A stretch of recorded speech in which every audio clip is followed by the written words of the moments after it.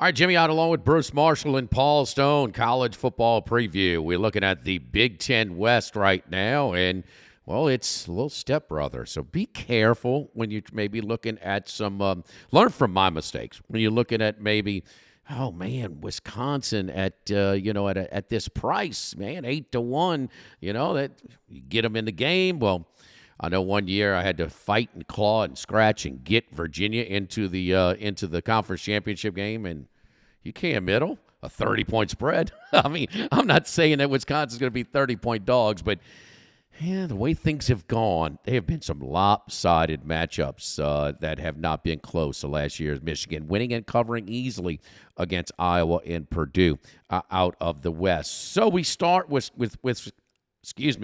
Wisconsin guys, and Luke Fickell comes in. Pretty damn good hire, I would think. Did a really good job over at Cincinnati, and maybe he's getting out at the right time at Cincinnati as well, as they're expected to kind of come back to the pack a little bit in their move to the new Big 12. So someone outside of the Barry Alvarez sort of family tree, coaching tree. Last time that happened, they went to Oregon State. That was not a fit. But, man, we're hearing wider offensive line splits, more spread formations, more tempo. Okay, Tanner Mordecai comes over from SMU.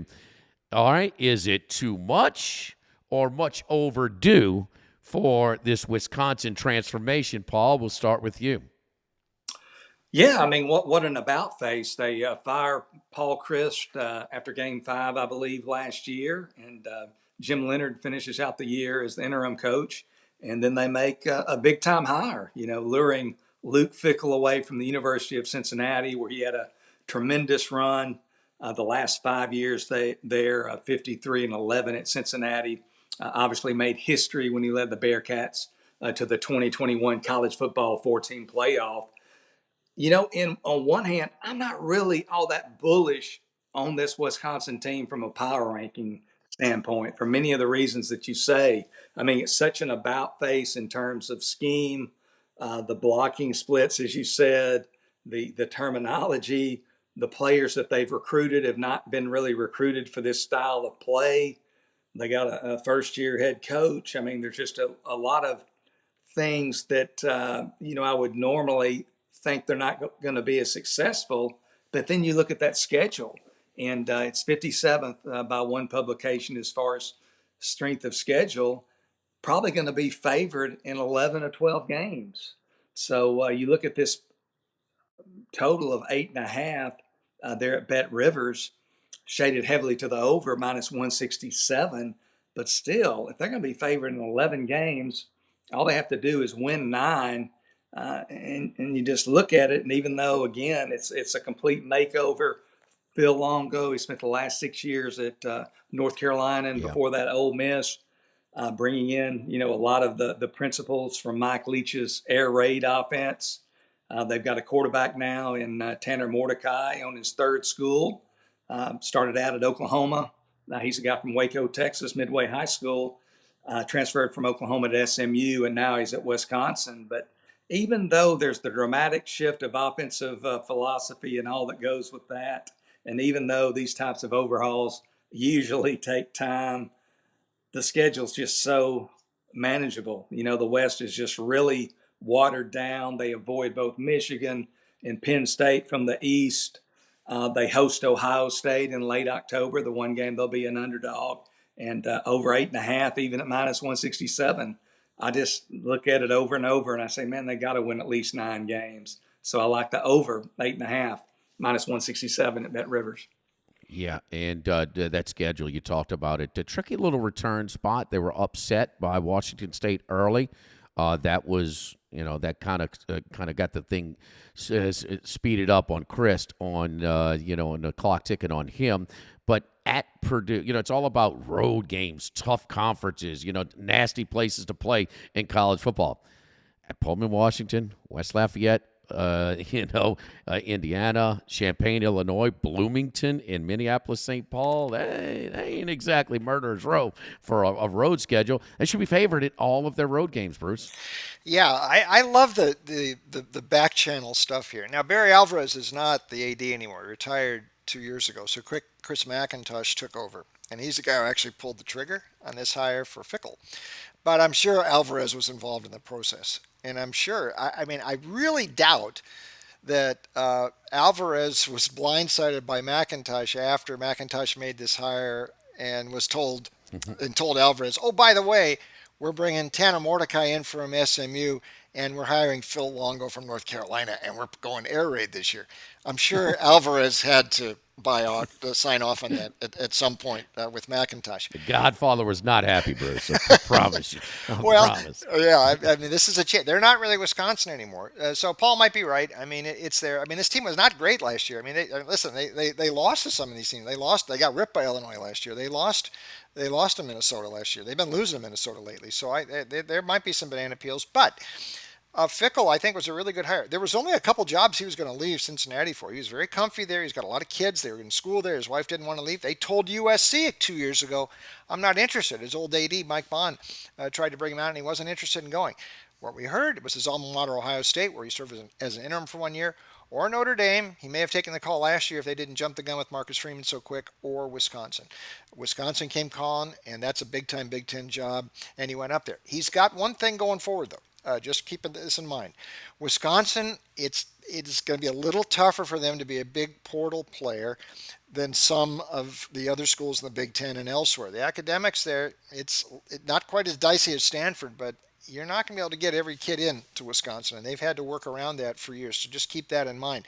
But this is a bold step here to go this direction with Mordecai and bringing Longo in from North Carolina.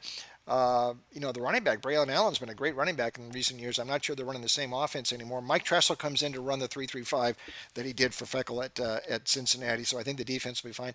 I don't disagree with Paul. I think there's a chance they could have a big year, but I'm still a little bit wait-and-see mode for me on the Badgers. It's kind of be careful what you ask for, and Wisconsin fans have been pleading for more explosive elements to their offense. And okay, that's fine, but do we need to jog the memory of this program before Alvarez went to this approach? They weren't any good. They were basically a rent-a-win, back in those days. I mean, a doormat of the league, and they've become very. I mean, this is the golden era, the golden stretch of Wisconsin football. And so it'd be very, is it much overdue or just a little too much? I'm really interested to watch, but I'm with Paul 100%. This schedule is more than manageable. It's weak. I mean, it is. Yes, Paul. I'm just going to make one. I'm sorry to interrupt. I'm just going to make one more point. This offense is not an offense that just throws it, all the time. They're not going to be throwing it 40 times a game. I mean, you look at Longo, they run it a lot. They just run it in a different look. They passed the ball 53% of the time at North Carolina last year. His first year, they only passed it a little over 46% of the time. So they don't even throw it any more than average, basically. At least he didn't at North Carolina. I think he threw it a little bit more at Mississippi, but it's just a different look. It spreads out the field. It creates space. So it's not like they're going to be throwing it 40 times a game, but it's going to be an interesting watch. Remember, we'll see with capacity. How extreme are they going to do it when their roster is not built for this just yet? He's had quarterbacks who can run, though. I mean, May's a good runner, so they ran with him. So I'm not sure Mordecai can run like that, but Paul makes a point. They do try to balance a little bit. Yeah. So it will be just. I think Fickell will be pretty smart of it. How much does he kind of pull the reins back if Longo's going too extreme? So, and look, man, they finally had enough when they yielded 2 rushing yards against Illinois, 2 in that loss, where the old coach Bielema comes in there and beats up on them. That was just too much for them to handle. So let's go to Iowa. When you talk about a hump, there's a program that's very content to be just below the hump. They've been there for quite some time. This will be the 25th year, a quarter of a century at a Power 5 program for Kirk Ferentz. How about that? A lot has been made of his contract, and you want to talk about trying to add explosive elements to you. They scored 30 points one time last year. That is it. Cade McNamara comes over. He should be an upgrade. Should give them a chance at the position, but they still have got a long way to go. With that being said, their defense was so good last year. This is an under team for the most part. They held opponents to 94 yards below their average last year, did Iowa's defense. So the win total is 8, shaded to the over at minus 134 for BetRivers. Let's look for that Iowa State game, by the way. This is the Big Ten equivalent of Air Force and Navy, or Army and Navy. It's going to be a low-scoring game, like it always is. And last year, 10-7. That was the first time that Ferentz lost last year to Iowa State. But you're right. You know, it's about can they get this offense doing something? Do they want to do something different with the offense? Nepotism here. Brian Ferentz, still the offensive coordinator, who's come under a lot of criticism. There's a faction of people at Iowa who have been sort of working behind the scenes to find something to move Ferentz out. It hasn't worked yet. He's a very diplomatic guy, and I've been meeting all these coaches in the past several years at media days. He impresses me as one who's pretty slick. He's like a politician, sort of. He knows what to say and doesn't get into too much trouble. So it's worked. But this offense, he has not really had a quarterback in recent years, you know, and maybe McNamara is going to be the upgrade he needs. I mean, Petrus, I know they didn't throw too well because he couldn't throw too well. I mean, last year, in the last couple of years, it's been really hard to watch this offense. So I think McNamara gives them, you know, a little bump up. Johnson's not a bad running back, gained almost 800 yards last year, so a little bit better on offense can go a long way here. We know Phil Parker's defense is going to be good. Yeah, he lost a couple guys to the NFL, but they've been reloading for years, and we have seen them just shut teams down. Kentucky in the bowl game, well, they didn't have Will Levis at quarterback. They couldn't do a bloody thing against Iowa, and if you have trouble on offense against these guys, it ain't going anywhere. They're tough at home. They did lose a couple in Iowa City last year. They're generally tough at home. Schedule, and we'll get to that with some of these teams. We mentioned Wisconsin a minute ago. Iowa also misses Michigan and Ohio State. Michigan and Ohio State. Wisconsin does get Ohio State, but Iowa misses them both. They do have to go to Penn State, but the schedule's set up pretty well, and they have been a consistent bowl team, right around 8 wins. They can get up to 9, at 10 in a big year if they get a little bit at quarterback.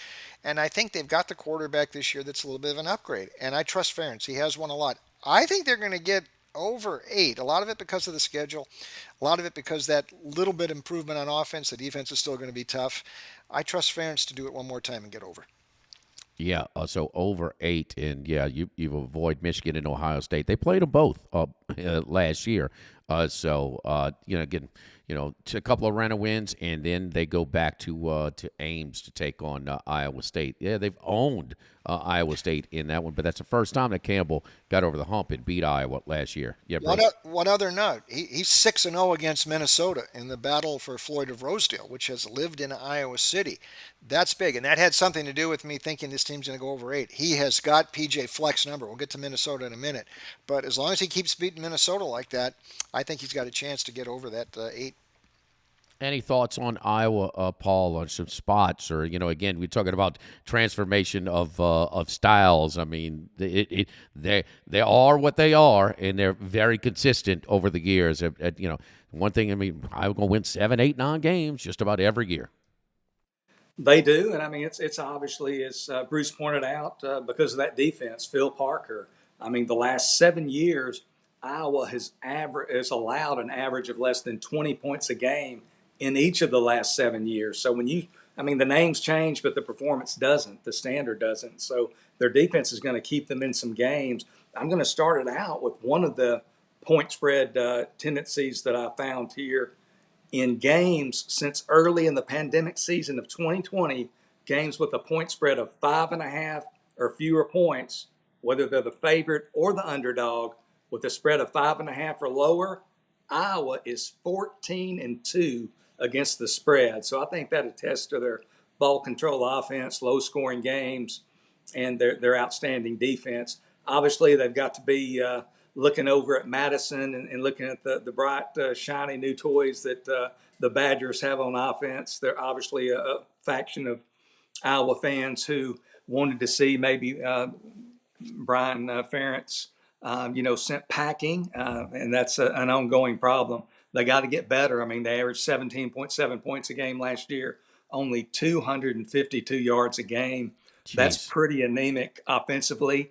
And Cade McNamara, there's no question. He led Michigan to the playoff in 2021 before he lost his job to McCarthy. He's definitely an upgrade at quarterback, but I just don't know if he's got any weapons. I mean, they do have the running game, but at wide receiver by Power 5, upper echelon Power 5 standards, they are really woefully short there. So I just don't know if he's got enough to work with.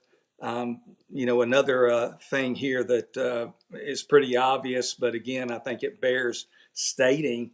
You think about that defense, stellar defense, that lack of offense, lack of playmakers, and you say, well, I wonder if this is a under team, and in fact, they are.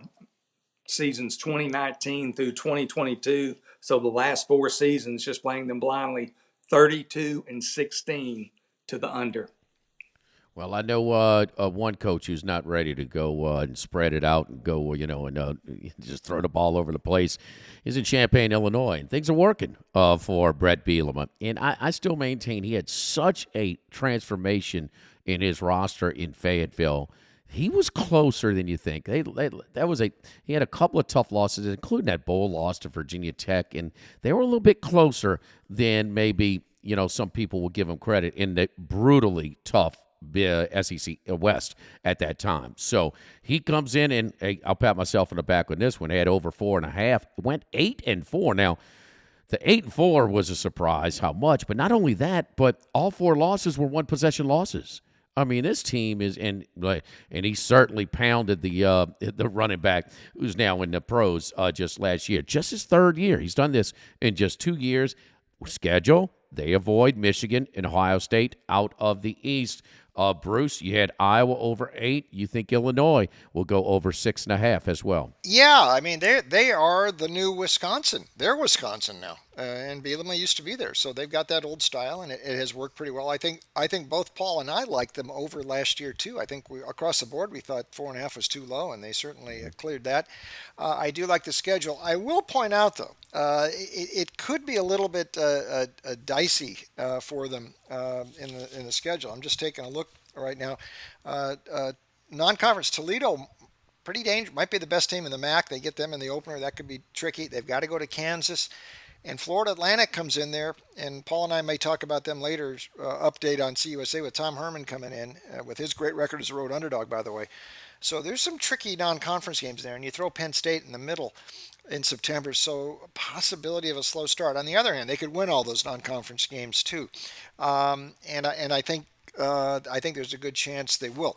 Now, you do talk to some people, and you mentioned Chase Brown moving on to the NFL, and this is the problem sometimes with the returning starter thing. You talk to people, well, this guy, look how he ran for over 1,600 yards last year. Nobody else. Their running game's not gonna be as good. Don't say that. Brown's just a guy who got the carries last year. The running backs are going to be able to fill in there, I think, fine, because all of Bielema's teams are able to run, and that's what they're going to be able to do. My question, too, is at quarterback. Now, DeVito had some experience there coming in from Syracuse, and he generally ran that offense pretty well. But there's no reason Luke Altmaier can't do exactly what he did. He just lacks some of the experience DeVito had. He may even have more upside. He was with Lane Kiffin for a while, got pushed out down there because Kiffin can bring in all these quarterbacks. But they think he might be able to run this offense pretty well. Defensively, this was the top scoring defense in the country last year. Now, drill a bit. That's also because the pace of the games were slower. And Ryan Walters, who did great jobs as coordinators, moved over to Purdue, and he took a couple of his staff guys with him. But Bielema was promoted from within. Aaron Henry was there on the staff last year, defensive backs coach. He will now be calling the shots for the defense. They're going to keep the schemes all the same. They don't figure to drop off too much, if any, on the defensive side. And I think this is actually a fairly low number because once you get in the Big Ten, like we said, they miss Ohio State and Michigan. They do get Penn State, that September game I talked about, in Champaign-Urbana. Possible upset there. So the schedule breaks pretty well, and they can handle these teams in the West. I think Bielema gets back to a bowl, and I quite agree. That Arkansas thing was close. One bad year, and that was it. And they you know the way they are at Arkansas with some of that. But he's got Illinois in that same trajectory right now in a league, in a division. As long as they still got this division thing in the Big Ten, he can do some business in the West. I think they clear 6.5. Paul, I think that Toledo opener, that's your team in the MAC this year. Is that right? Yeah, I would probably go with Toledo. Okay. Them are Ohio for sure. Yeah, I think Illinois, I think, is favored by about 6 points in that game in some of the game of the year markets out there. Yeah, they go to Kansas and Florida Atlantic, a little bit tricky. You're right about that, Bruce. But you have some concerns about Illinois in year 3 for Brett Bielema. First of all, love him, hate him, or somewhere in the middle, Brett Bielema can coach. I mean, there's no question about that. This guy is a football coach, a hard-nosed football coach, and Illinois is just the kind of place that he can be dangerous in my mind. But there's some things to me that kind of point to the so-called regression to the mean. Last year, they're plus 15 in turnovers, ranked third nationally in that category. And although Bruce, is looking for the running game to be replaced, I'm just not so sure they can replace all of it. I mean, Chase Brown rushed for 1,643 yards, so that's a lot of production. He could also catch the ball out of the backfield, so a multidimensional guy. And I know many, more people than not are expecting Luke Altmaier to be, maybe at least a wash compared to Tommy DeVito. But Altmaier hadn't played yet. I mean, Jackson Dart came in and Altmaier got in the transfer portal. And Tommy DeVito last year, I know, a lot of people down DeVito as well, but he completed 70% of his throws, had a 15-4 touchdown to interception ratio. So I'm looking for maybe a little bit of a drop-off there. And as Bruce mentioned as well, they gave up 13.8 points a game last year. They're not going to be that good this year. They're going to be good. Because that's Bielema's trademark. But they had the best secondary in the nation last year. You got 3 guys that were selected in the first 3 rounds of the draft from that secondary that are gone. Devin Witherspoon obviously picked 5th overall in the draft. So, and they've got a little bit of a more difficult schedule as well. Last year, the schedule only ranked 56th. This year, I'm seeing it ranked 35th. But one point I will leave you with, Bielema, as an underdog in the Big Ten in his last 20 games, so split between Wisconsin and Illinois. Bielema's last 20 games as a Big Ten underdog, 15-5 against the spread. All right, boy, that Witherspoon too. I mean, have you seen a guy that was so physical for a quarterback? I mean, my goodness, he was fun to watch. He's special guy, man. I mean, love the physical aspect of it on the outside covering too. He's outstanding. All right, let's move on. Oh, here we go again. Oh, Nebraska. Another new coach trying to restore the magic. I mean, Matt Rule, though, he's got a track record. You can win at Temple. And remember, it was a rough situation. He took over in Waco and got them into the Sugar Bowl one year. So he can coach. Maybe the owner was just who gave him all that money to get him into the Carolina job. Well, maybe a little bit too meddling in some of the decisions in Carolina. So, but he's coming back to the college ranks, and here we go again with Nebraska. Nebraska's 6.5, shading to the under, minus 159. But this is once upon a time the best program in the country, the model program. But man, what has happened? Resources. I mean, they still sell out. They still provide a budget, but it's just it's more of the school itself is just a tougher place to win because so many coaches have struck out up there, including which was supposed to be the home run hire, a guy that's been killing it at a lower, at UCF, who knows the program, but Frost didn't work as well. So 4-8 last year, Bruce. Here we are again with Nebraska. Yeah, and that was a real disappointment for them in Lincoln. They really thought Frost was going to be the guy, and it did. I thought he was. I thought that was a great hire, and it just didn't work out. And, boy, they thought he was the last chance for them, but never say never. I think they pulled one out of the fire. Hiring world, we'll see how it goes. But it's a different world right now than the 60s, 70s, and 80s, especially when Coach Osborne was rolling there. And remember, look at some of the star players. You get a lot of the skill position players. They weren't coming from Nebraska. They're coming from New Jersey, Florida, Texas, California. They're not able to go out in those places and get those sorts of players anymore. And Nebraska itself doesn't generate enough high school players. They have always had to go out and spread their net recruiting-wise, and it's a little bit harder these days to do that. So maybe there's a little bit of a reason, but the support base is there. I will say this. You go to a Big Ten Media Day. It's been a couple of years since I've been to one. By the way, that's more lively with Bielema there. We missed him at SEC Media Days. He was good fun listening to him. half the stations on Radio Row are from Nebraska. I mean, usually Ohio State, they'll send one from Columbus. Michigan might send one or two. They've got more stations covering Nebraska go to Big Ten Media Days than stations covering Alabama go to SEC Media Days. There is the support base there, and they'll get everything ready as much as they can. Can Rule do it? We'll see. I think he hit a home run in the portal, though, getting Jeff Sims out of Georgia Tech. I think that might, if he can keep Sims healthy, that might be the best quarterback transfer we'll see this year. And I think he's going to provide them, an upgrade there.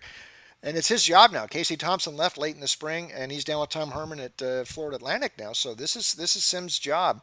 And like you said, Rule has won in the past. Now he's got to do it in the Big Ten, and it's going to be a little bit tougher there. But I have faith that he might be able to get this thing turned around somewhat. The top 4 rushers returned from last year. Tony White, defensive coordinator, is a Rocky Long disciple. They pull him out of Syracuse. He's going to run Rocky Long stuff there. That could throw some of the Big Ten opponents for a loop. If they can beat Minnesota in the opener, that's an interesting in-conference opener. I think they've got a chance to and keep Sims healthy. Rule could make some improvement here. I'm not ready to go overboard and get over my skis with them yet to say they're going to go over the win total. But I think they've got a good chance if they can win that opener against Minnesota. That will suggest something has taken hold really quick here in Lincoln. Another big stage for the Nebraska opener, of course. It was Dublin last year when they lost Right. at Wild. Entertaining, but a tough loss. It was the only win in the season for the Northwestern Wildcats. But at Minnesota on Thursday night, that's one of the better games, better matchups of that opening card. Of course, that's before, where you get a 5-day opening weekend where the NFL takes the weekend off. So it'll be a lot of eyeballs on that one. And, talking about Nebraska, Minnesota, we bring up Minnesota also, Paul, with PJ Fleck. He's 44-27. You want to talk about a tough place to win. He's 44-27, including 8-4 last year. They won the bowl game. That's a little angle for you, huh, Paul? That's usually a back. He likes to win those bowl games, so he's usually has his teams ready. They do play Michigan and Ohio State this year out of the East. So, but that Minnesota-Nebraska matchup, that Thursday matchup, have you given it some consideration? Your thoughts on these two teams? I actually played Nebraska +8 real early, probably in February, game of the year over Minnesota. Minnesota's got a new starting quarterback. Tanner Morgan started 47 games. Yeah. Won a school record 33 of those, and now they've got a new quarterback in Ethan Kaliakmanis, and he's played a little bit, can run the ball a little bit, but it will be his first game. And they're laying a touchdown, I think, roughly there at BetRivers right now, and pretty much market wide. So I would have to take a look there at Nebraska in that spot. But, you talk about Minnesota, they've won 9 games each of the last 2 years. I think it's going to be difficult for them to get there again this year. They've just lost again. You look at the people they've lost, and you look at the people who are likely going to be replacing those people and trying to at least offset some of that production. Mohamed Ibrahim, he rushed for almost 4,700 yards in his career there at Minnesota, so that's a lot of production. They've got the new quarterback, as I indicated. They also got to replace a first-team All-America center, John Michael Schmitz. He was a guy who was a second-round pick of the New York Giants, so a lot of talent there. They only returned 5 of their top 14 tacklers on defense, and that was a very good defense that only allowed 13.8 points per game, losing key players at all 3 levels. So it'll be very interesting to see what Fleck can do there. And I think that game that you mentioned, the Minnesota hosting Nebraska game, that's a really intriguing Week 1 game in my mind. And got to touch on it since you brought it up and opened with it on Minnesota. The bowl games dating back to the 2015 Quick Lane Bowl. Minnesota's now won 6 straight bowl games. Mm-hmm. They've won 3 of those games outright as the betting underdog, and they're 5-1 against the spread. So PJ Fleck, it would seem, even though it's a sample size of just 6 games, it would seem that he gets his teams geared up and ready to play during the bowl season. One They're note. trying to find the motivation, for the bowl games, which are basically the minor bowl games for sure, Bruce. Yeah, I mean, he's been really good in those. And one note, and we talked about Witherspoon leaving Illinois. Justin Wally is Minnesota. He might be the best shutdown cornerback left now that Witherspoon is gone in the Big Ten. I mean, he's really good. So, and that defense wasn't far behind Illinois last year, so they were fine. However, I mean, you talk about drawing the short straws. I mean, you got two teams from the East on your schedule, and they got to be Ohio State and Michigan. I mean, they could have drawn Rutgers and Indiana, and here you get Ohio State and Michigan. And I mentioned, too, he has yet to beat Kirk Ferentz, and they got to bring Floyd of Rosedale back to Minneapolis because that sticks in the craw. That's a big rivalry there, and that's the one thing. He's got that good record, 44-27, but he's 0-6 against Iowa. That stings those people up there. There you go. All right. Right now at BetRivers, Minnesota.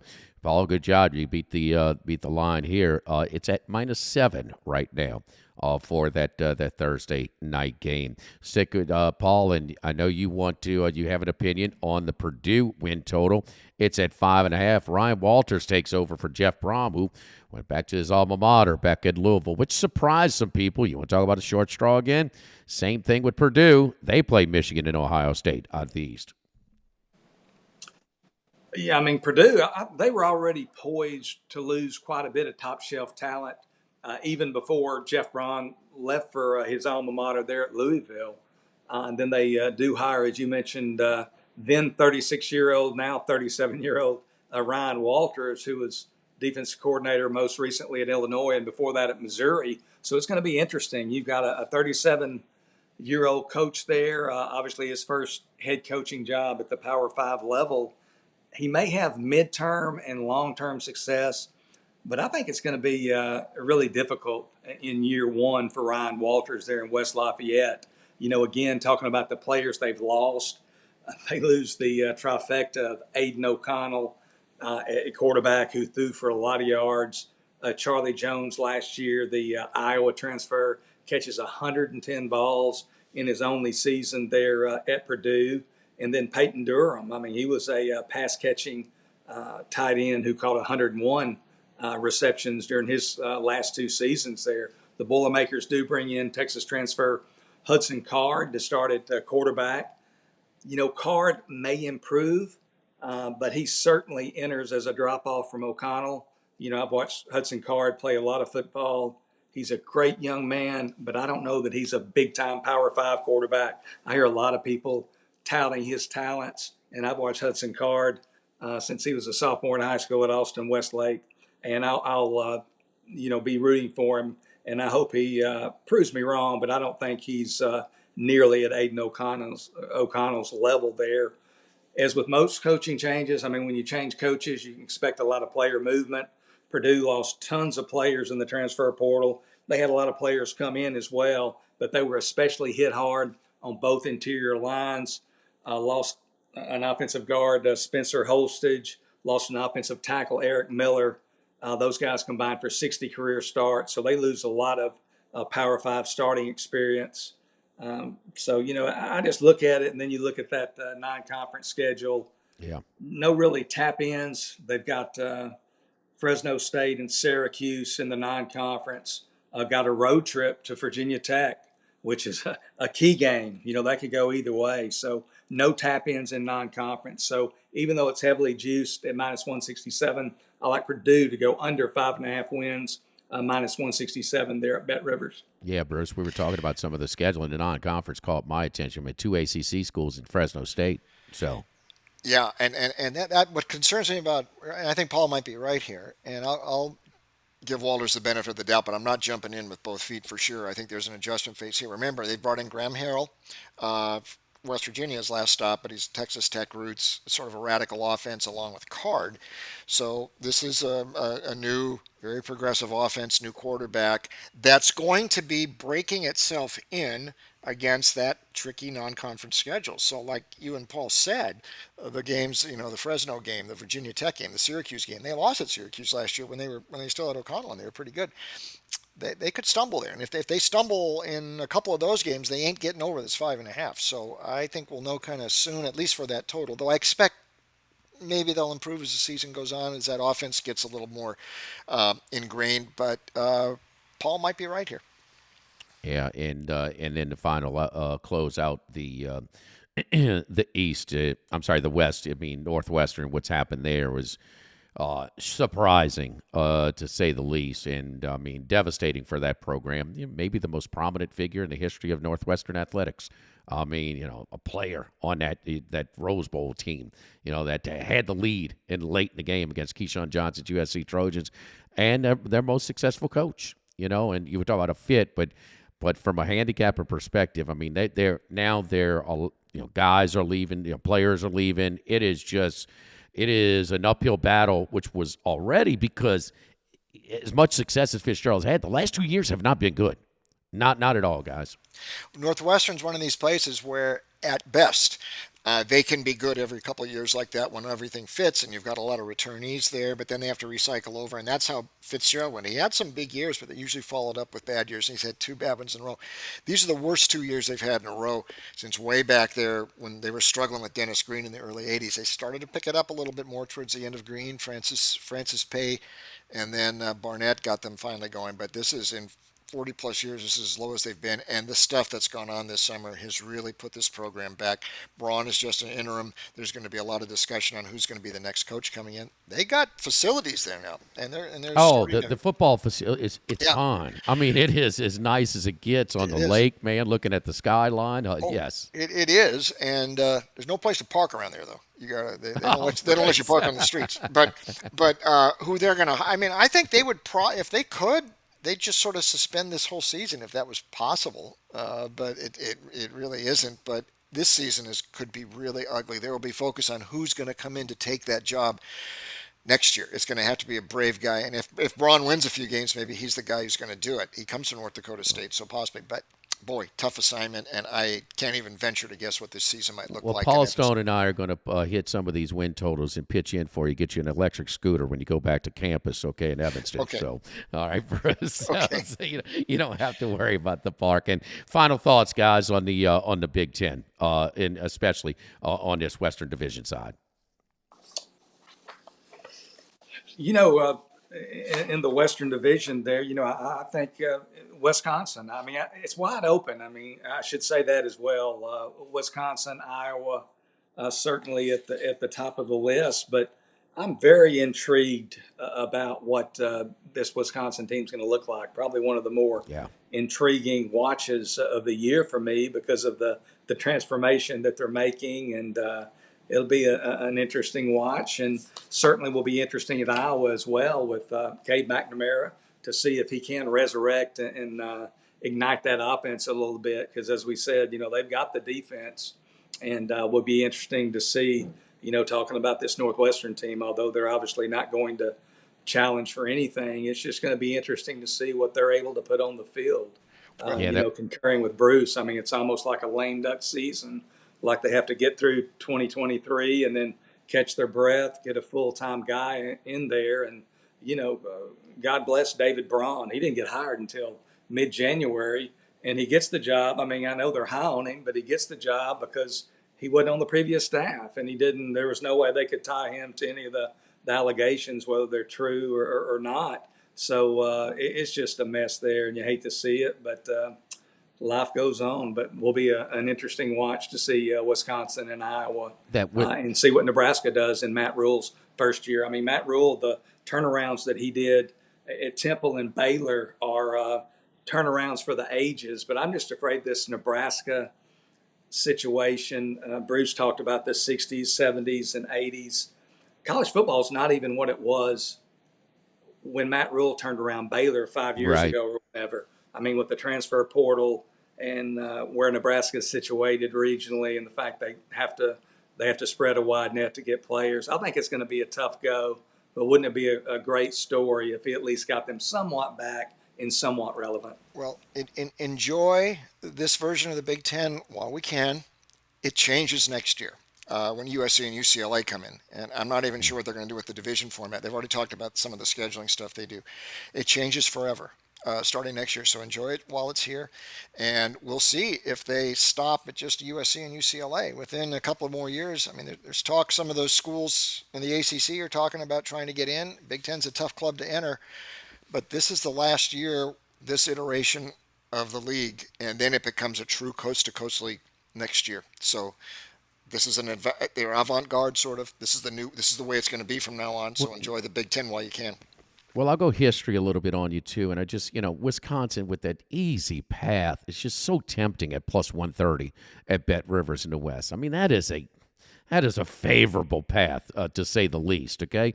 But, I mean, is it going to be all these bumps in the road in the transformation period, or is it going to be sort of revolutionary what we saw out of when Bob Stoops went, Josh Heupel at Oklahoma?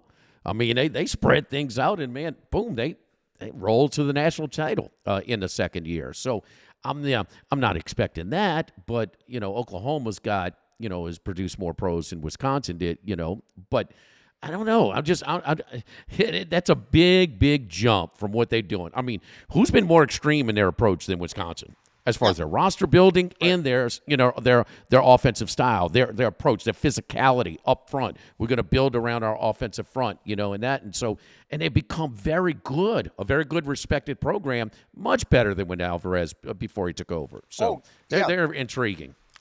I'm interested. They're actually going to Pullman to play Washington State, which has a tough time bringing Power 5 school. Rarely does a Power 5 school outside of the Pac-12 or 9 or 8, whatever it is going to be now, comes into Pullman. Washington State beat these guys last year. They think they're going to beat them again. So I'll get on board. If they can beat Washington State there, I'll jump on board, but I'll wait for that to make my final judgment. As far as pointing the spot, though, I like that they beat them last year. They're not going in. They're going in a little bit more focused in taking Washington. That was a poor performance that day against Washington State. For Paul Stone, at Paul Stone Sports, Bruce Marshall, CBS Sports Line at VegasInsider.com. More college previews from a handicapping perspective as we get ready for our favorite sport of the year. That's right, college football. Right here on the Sports Bettor's Paradise YouTube channel on the BetRivers Network.